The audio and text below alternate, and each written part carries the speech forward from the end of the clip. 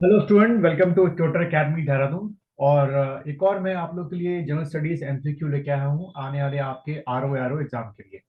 चलिए देखते हैं इनमें से कितने क्वेश्चन जो हैं वो आप लोग सही कर पाते हैं। तो चलिए पहला क्वेश्चन मैं आपको दिखा रहा हूँ।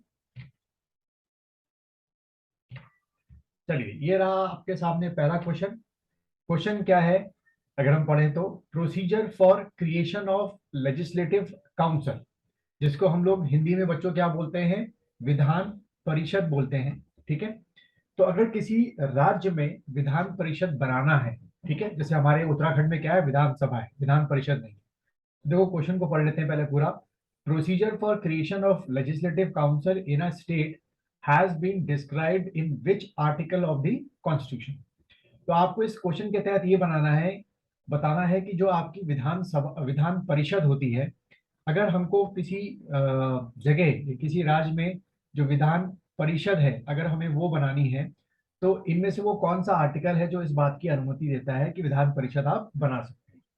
आपको इन चारों में से बताना है। यहाँ एक और चीज आप एडिशनल नॉलेज समझ लीजिए कि विधान परिषद का बनाना यानी कि लेजिस्लेटिव काउंसिल का बनाना या ना बनाना, ये पूरी तरीके से किसके हाथों में होता है, ये पूरी तरीके से आपका पार्लियामेंट यानी कि हमारी संसद के हाथों में होता है। तो आपको आर्टिकल नंबर बताना है इसमें से कौन सा हो सकता है। आर्टिकल 69 है या 269 है या 265 है या 169 है। तो मेरे ख्याल से आप लोगों ने क्वेश्चन पढ़ते पढ़ते और मैंने डिस्कस करते करते इसका आंसर डिसाइड कर लिया होगा। तो बच्चों इसका जो आंसर है वो आपका है डी, यानी कि आर्टिकल 169 में यह प्रोविजन दे रखा है कि जो हमारी संसद है, संसद के पास ये अधिकार है कि वह किसी भी राज्य में जो विधान परिषद है यानी कि इंग्लिश में लेजिस्लेटिव काउंसिल जो है वो आपकी बना भी सकती है और उसको क्या कर सकती है, वहां से एबॉलिश भी कर सकती है। ये आपको ध्यान में रखना है।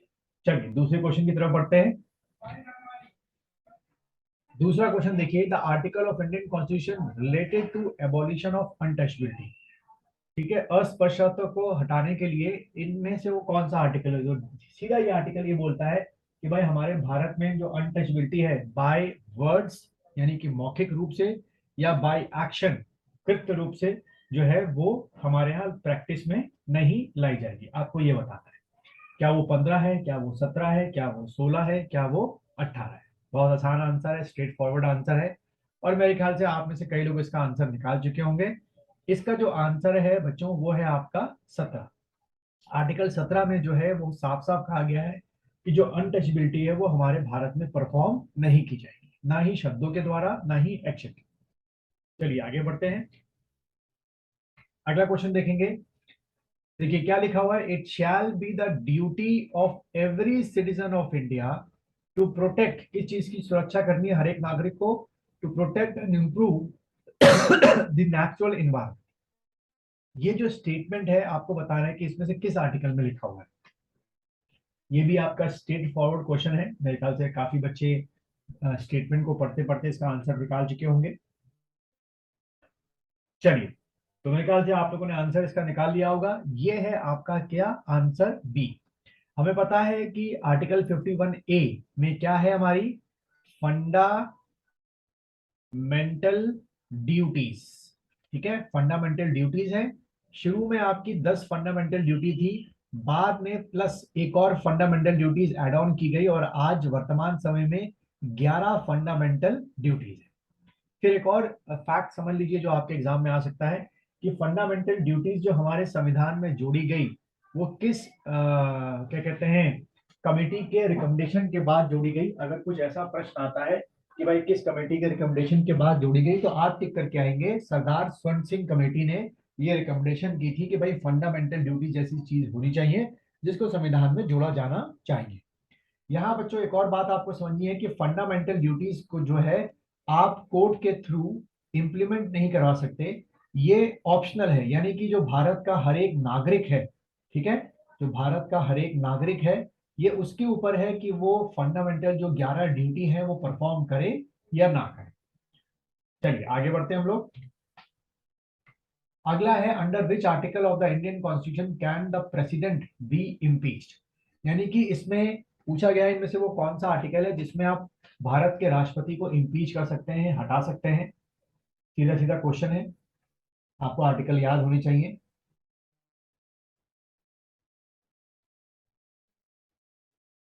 चलिए, तो आप लोग आर्टिकल डिसाइड कर चुके होंगे। तो वो आर्टिकल क्या है आपका? आर्टिकल 61। ठीक है, 61 में लिखा हुआ है कि भारत के राष्ट्रपति को भी हम लोग क्या कर सकते हैं, हम लोग का मतलब पार्लियामेंट, ध्यान रखना, भारत के राष्ट्रपति को सिर्फ और सिर्फ कौन हटा सकता है? पार्लियामेंट जो है वो इम्पीच कर सकती है। ठीक है, उसके भी दो आधार होते हैं, जैसे कि मिसकंडक्ट हो गया, या प्रूव मिसबिहेवियर हो गया, या इनकैपेसिटी हो गया। ये दो आधार मान के चलना कि प्रूव्ड मिसबिहेवियर।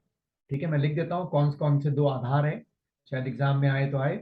पहला आपका है प्रूव्ड मिस बिहेवियर। ठीक है, प्रूव्ड मिस बिहेवियर।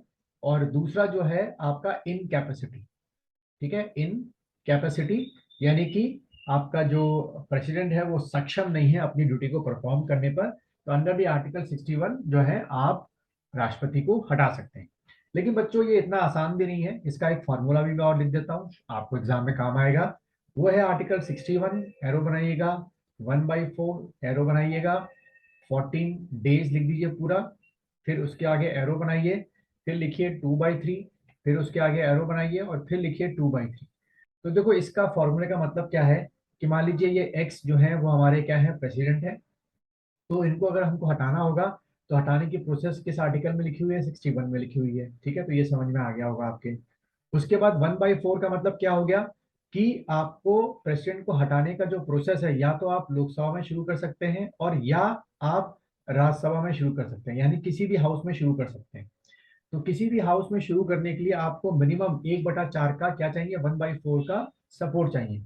यानी कि लोकसभा का जो टोटल स्ट्रेंथ है 552 या ऑब्लिक 545, उसका 1/4 यानी 1/4 निकाल लो, या राज्यसभा का जो मैक्सिमम स्ट्रेंथ है 250, इसका 1/4 निकाल लो, उतना आपको सपोर्ट चाहिए शुरू करने के लिए।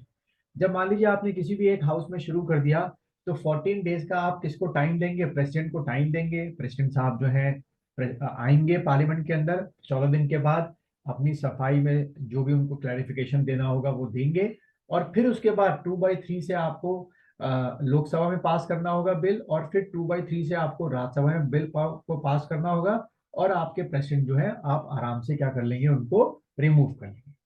तो उम्मीद है आपको ये समझ में आ गया होगा। चलिए आगे बढ़ते हैं हम लोग, पांचवा क्वेश्चन देखेंगे आप लोग।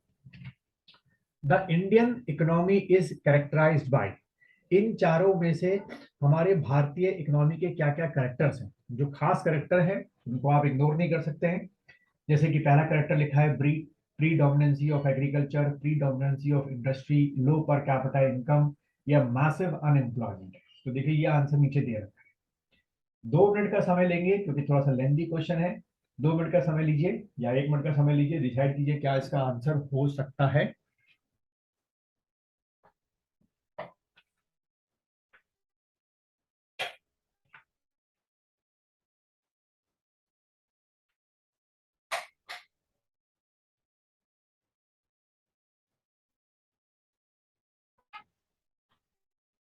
ठीक है भाई, तो आंसर आप लोगों ने निकाल लिया होगा। देखिए इसका सिंपल एक लॉजिक है, इन चारों में से एक ऐसा स्टेटमेंट है जो बिल्कुल गलत है, गलत स्टेटमेंट है, और वो स्टेटमेंट कौन सा है? आपका सेकंड वाला।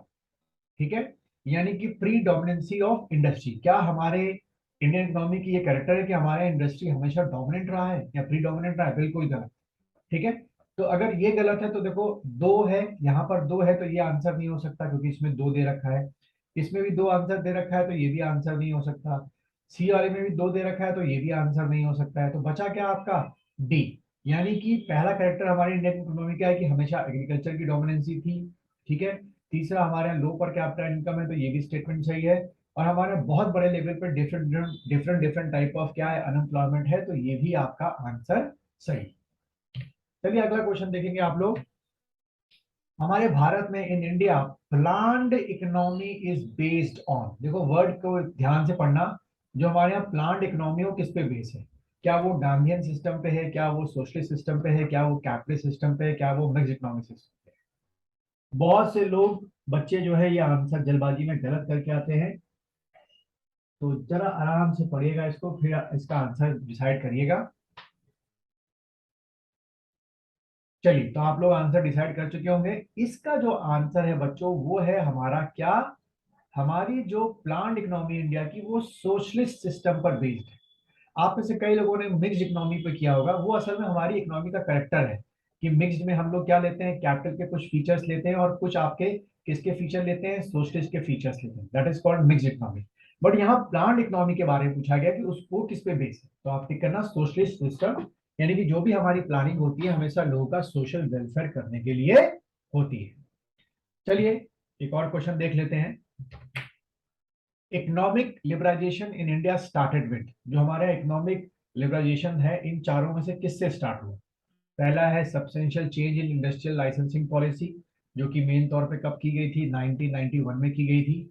या कन्वर्टेड ऑफ इंडियन रुपी, या C doing away with procedural formalities of foreign direct investment, इसमें थोड़ा सा और शिथिलता दी गई कि आओ सीधा पैसा लगाओ। या significant reduction in the tax rate. चलिए, तो आप लोग डिसाइड कर चुके होंगे। इसका जो आंसर है बच्चों वो है आपका ए, यानी कि substantial change in industrial licensing policy. और स्पेशली 1991 में जब आपकी सरकार ने एलपीजी का सिस्टम जो है हमारे भारत में इंट्रोड्यूस किया, यानी कि लिबरलाइजेशन, प्राइवेटाइजेशन और ग्लोबलाइजेशन। तो उम्मीद है आप लोग को ये क्वेश्चन 7 पसंद आए होंगे। अगर क्वेश्चन पसंद आए हैं तो ज्यादा से ज्यादा इसको लाइक करो और अपने दोस्तों के साथ शेयर करो, और आर ओ उत्तराखंड पीसीएस की तैयारी को जारी रखो।